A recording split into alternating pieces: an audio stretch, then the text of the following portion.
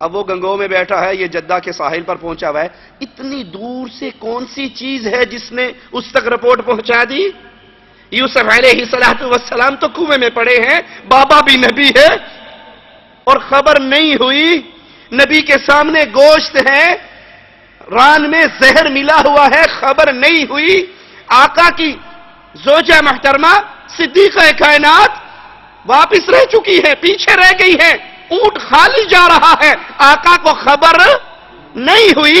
پیر جی نو کہنے دس دیتا، اس کو کیسے پتہ لگ گیا؟ اولیاء کو، انبیاء کو مصیبتوں میں، دکھوں میں، غموں میں، تکلیفوں میں پکارنا، اور پھر یہ عقیدہ رکھنا کہ جو چاہے ان سے مانگ لو، سنتے ہیں، عطا کرتے ہیں، پہنچ جاتے ہیں، مدد کرتے ہیں. اغثنی یا رسول اللہ، ادرکنی یا رسول اللہ کے آوازیں لگانا، ان کو پکارنا، یہ شرک اکبر میں سب سے پہلی قسم ہے. کیوں؟ قرآن حکیم کفار مکہ کا شرک بیان کرتا ہے. کفار مکہ اسی قسم کے شرک کے اندر مبتلا تھے. وہ بزرگوں کو پکارتے تھے جب مصیبتوں میں پھنس جاتے تھے. مالک کا فرمان سنیے، فَإِذَا رَكِبُوا فِي الْفُلْكِ دَعَوُا اللَّهَ. فَإِذَا رَكِبُوا، جب وہ سوار ہوتے کشتی میں، ان کی کشتی بھور میں پھنس جاتی، کوئی ان کی مدد کے لیے پہنچنے والا نہ ہوتا، وہ ہر طرف سے امیدیں اور آسیں توڑ کر ایک اللہ سے وعدہ لگاتے، اس کو پکارتے. فَلَمَّا نَجَّاهُمْ إِلَى الْبَرِّ إِذَا هُمْ يُشْرِكُونَ. جب ان کی کشتیاں ساحلوں سے لگ جاتی، وہ خشکی پہ آتے تو پھر شرک کرنے لگتے. مصیبت میں کس کو پکارتے؟ اللہ کو. مصیبت میں اللہ کو پکارتے. کفار مکہ کی بات ہو رہی. لیکن افسوس، آج مصیبت میں کلمہ پڑھنے والا مصیبت میں بھی اللہ کو پکارنے کے لیے تیار. حق باؤ تاک باؤ، یار یڑیا پار لائیں، مولا علی مشکل کشا میری کشتی پار لگا دینا. وہ مصیبتوں میں تو اللہ کو پکار لیتے تھے. ابو جہل کا بیٹا بھاگا تھا، کشتی بھور میں پھنسی تھی، اکرما ان کا نام تھا، اور جب کشتی والوں نے اپنے لات عزا کو چھوڑ کر اللہ کو پکارا تھا، اس نے وہیں پہ آوازہ لگایا تھا، اگر یہاں مدد اللہ کرتا ہے تو خشکی پر بھی اللہ مدد کرے گا. اللہ اگر مجھے تو نے نجات دے دی تو میں اپنا ہاتھ محمد کے ہاتھ میں دے دوں گا صلی اللہ علیہ وسلم. یہ تو کفار مکہ کا شرک. اور آج یہی شرک کلمہ پڑھنے والی امت کر رہی ہے. قبروں پہ سجدے ہیں، قبروں پہ طواف ہے، قبر کو چوما جا رہا ہے، حضرت کے قدموں کو چوما جا رہا ہے، پیر و مرشد کے سامنے سجدے ہیں. اور ان کو پکارا کیسے جاتا ہے؟ آئیے قوال کی قوالی میں آپ کو سناتا ہوں. کہتے ہیں پکارو شاہ جیلاں کو پکارو، بدل جائے گی قسمت بے سہارو. پکارو شاہ جیلا بغداد والے بابا کو پکارو، تمہاری قسمتیں بدل جائے گی. قرآن کہتا ہے وَقَالَ رَبُّكُمْ ادْعُونِي، اور لوگوں اپنے رب کو پکارو. جس نے ماں کے پیٹ میں رزق دیا اس کو پکارو، جس نے ماں کے پیٹ میں زندگی دی اس کو پکارو، جس نے ماں کے پیٹ سے باہر نکالا اس کو پکارو، جس نے ماں کے پیٹ سے باہر آنے پر دودھ کا انتظام کیا اس کو پکارو، جس نے زندگی دی، عزت دی، رزق دیا، صحت دی، جوانی دی، آنکھیں دی، سماعت دی، اس کو پکارو. لیکن قوال کہتا ہے پکارو شاہ جیلا کو پکارو، بدل جائے گی قسمت بے سہارو. یہ در محبوب سبحانی کا در ہے، بھکاری بن کر آؤ. جس نے بھکاری بن کر آنا ہے وہ پیر جیلانی کے دربار پہ آئے. غوث الاعظم جان جان پنج تن، غوث الاعظم جان جان پنج تن. جب دم آخر خیال آیا بڑے غم ساتھ ہیں، ان کی رحمت بول اٹھی غم نہ کر ہم ساتھ ہیں.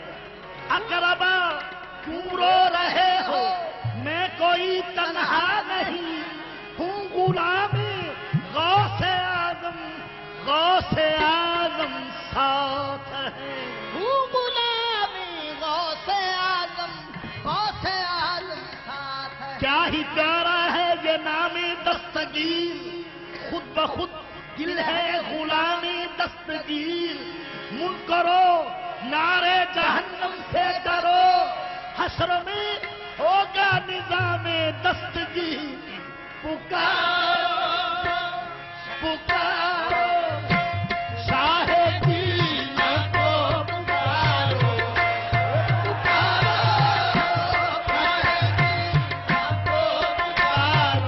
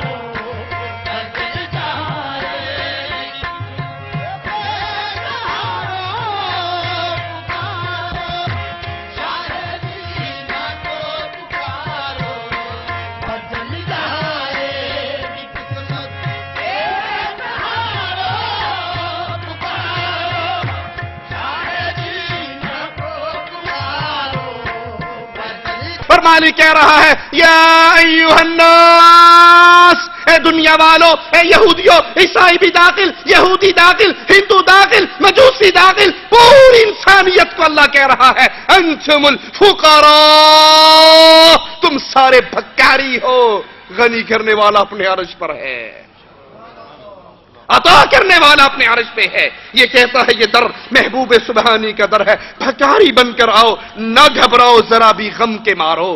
اللہ کو چھوڑ کر ان کو پکارا جا رہا ہے جو جب مرے تھے ان کا استنجا لوگوں نے کروایا تھا، غسل لوگوں نے دیا تھا، کفن لوگوں نے پہنایا تھا، کندھوں پہ لوگوں نے اٹھایا تھا، قبر میں لوگوں نے اتارا تھا۔ مشکل پڑے تو یاد کرو دستگیر کو، یعنی بغداد والے حضرت پیران پیر کو۔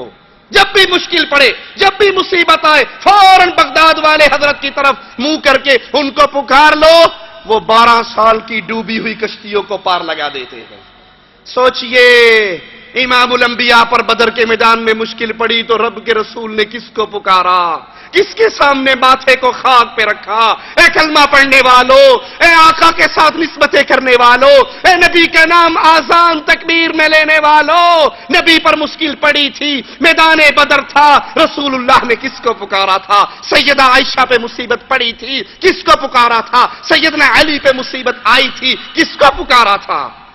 وہ کہتا ہے منزل تیری کٹھن ہے، اس سے ذرا نہ ڈر، قدم قدم پہ یا فرید کر، ہر قدم پہ یا فرید کر۔ نبی ابن عباس کو سکھا رہے ہیں جب بھی پکارنا ہو تو اللہ کو پکارو، جب مانگنا ہو تو اللہ سے مانگو، مدد اللہ سے مانگو، پناہ اللہ سے مانگو۔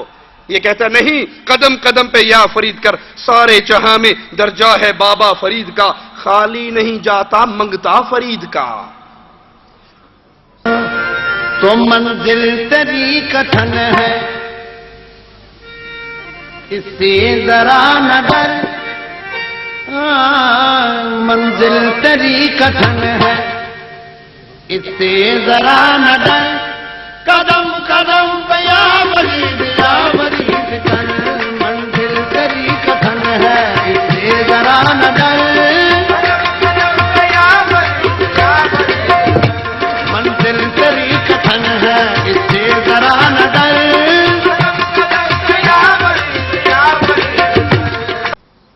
خالی نہیں جاتا منگتا فرید کا، اور ہمارا ایمان ہے خالی نہیں جاتا منگتا میرے اللہ کا، میرے اللہ کا منگتا کبھی خالی۔ کچھ لوگ دعا مانگتے گئے جی مول صاحب بڑی دعا مانگی قبول نہیں ہوئی، یاد کر لو دعا مانگنا کبھی خالی نہیں جاتا۔ آپ دعا مانگیے، جو آپ مانگ رہے ہو اللہ آپ کو وہی عطا کر دے، اس کی مرضی ہے، اس سے بہتر عطا کر دے، اس کی مرضی ہے۔ آپ کہتے ہیں جی نہ وہ ملا نہ بہتر ملا، مانگ مانگ کے تھک گئے ہیں، کوئی شے بھی نہیں لبھی، آپ کی دعا پھر بھی خالی نہیں گئی۔ حدیث میں آتا ہے قیامت کا دن ہوگا، آپ کے پلڑے اعمال میں نیکیوں کے انبار ہوگا، بندہ کہے گا اللہ اتنی ساری نیکیاں تو میں نے یہ کی نہیں ہے، یہ میرے نام اعمال میں کیسے شامل ہوگی؟ جواب ملے گا تو دنیا کے اندر اللہ اللہ یا رب اللہم کی صدائیں لگایا کرتا تھا، تو مانگا کرتا تھا، میں نے نہ تجھے وہ دیا نہ اس سے بہتر دیا، تیری ساری دعاؤں کو نیکیے بنا کے تیرے پلڑے میں رکھ دیا۔ میرے رب کے در کا منگتا خالی نہیں جاتا۔ یہ کہتا ہے بابا فرید کا منگتا خالی نہیں جاتا۔ اے صابری جو مانگنا ہے مانگ لے، بابا فرید حاجت روا سب زمانے کے لیے ہے۔